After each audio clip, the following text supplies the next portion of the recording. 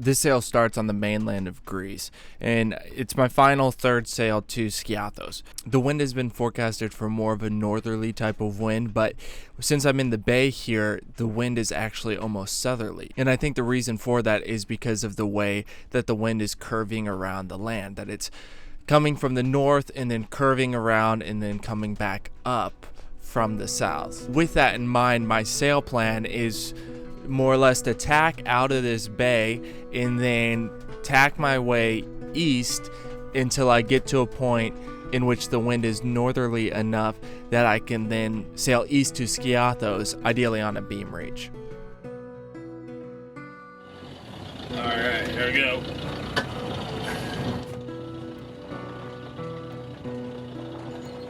I'm once again single-handing, so I first go up to raise the mainsail so that I can sail off of anchor. So I raise the mainsail, and once I've got that up, I'm able to pick up the anchor very easily because the wind isn't that strong, so I don't really need a whole lot of forward momentum on the boat to pick up the anchor. Miyamoto Musashi said, "If you know the way broadly, you will see it in everything." And knowing the way broadly is, I think, one of the keys to the ability to be able to enjoy life and enjoy the process. That's what I like to see. When I was younger, I'd always hear people say, it's not about the finish line, it's about the process. You got to enjoy the process. And I always had a hard time understanding what they meant by that because I didn't understand what the process was. It's not until you've experienced the process, quote unquote, the process, in a few different areas, in a few different disciplines, that you begin to realize that, okay, this is the process that people talk about. When people talk about the process, they're actually referring to a structure in which things happen that is reliable.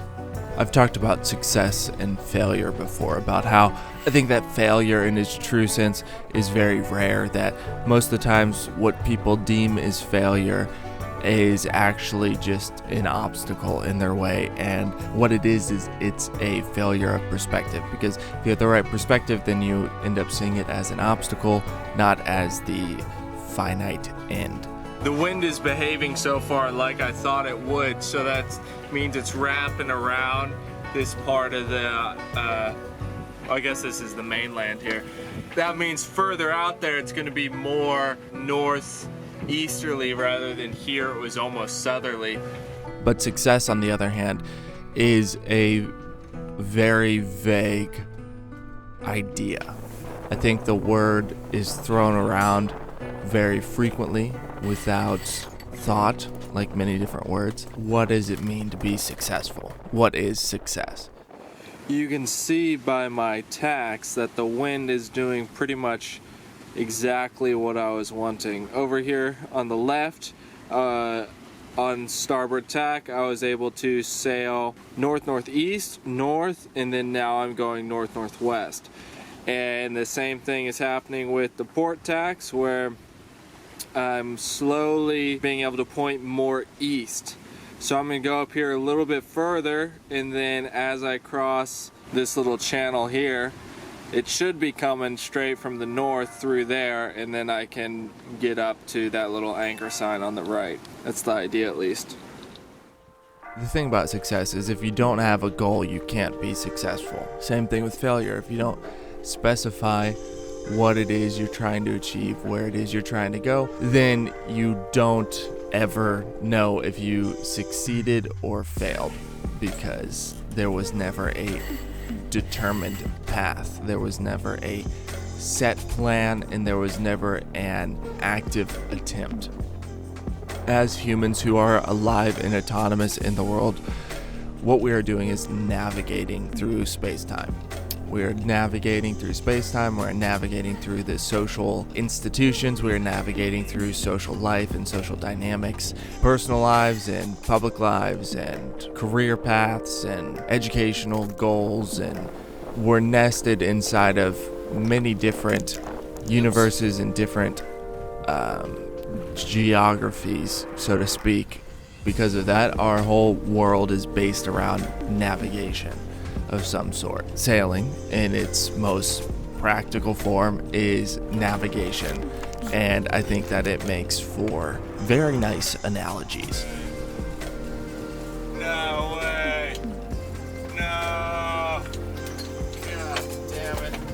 When you set a goal, you determine what the end goal is. Point B, so that's the goal, and you're at point A. So now it's just figuring out how to get there. And so you create a sail plan. You create some sort of plan for how to get there. But you can't really start without a plan. So first you have to make the plan and then get out there and start living and see how it goes.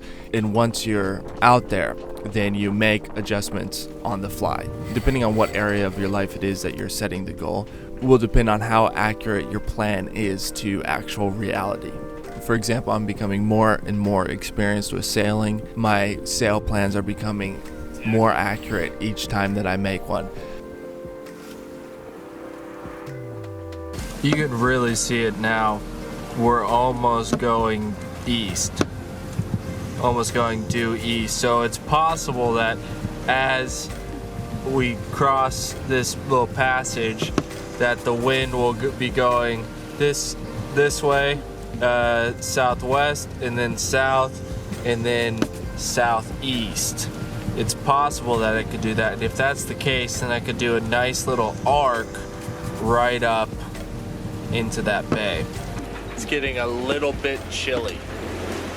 When you have experience in life, you get familiar with life and with reality and how it works. And I mean, it's more complicated than any of us can understand, so it's not like you're gonna understand it, but you can definitely get familiar and recognize it and treat it as a friend and a companion and a teacher, because reality has a life of its own.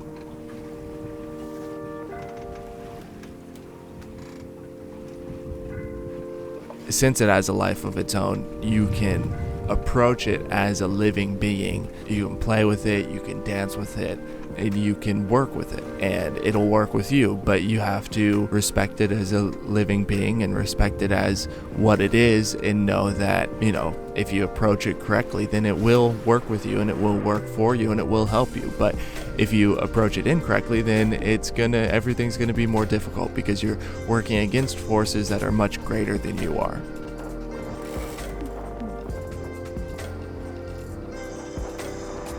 And so it turned out that my sail plan worked more or less perfectly. I had to tack more in the beginning than I thought I would need to, but other than that, the wind behaved more or less like I had anticipated, which is great.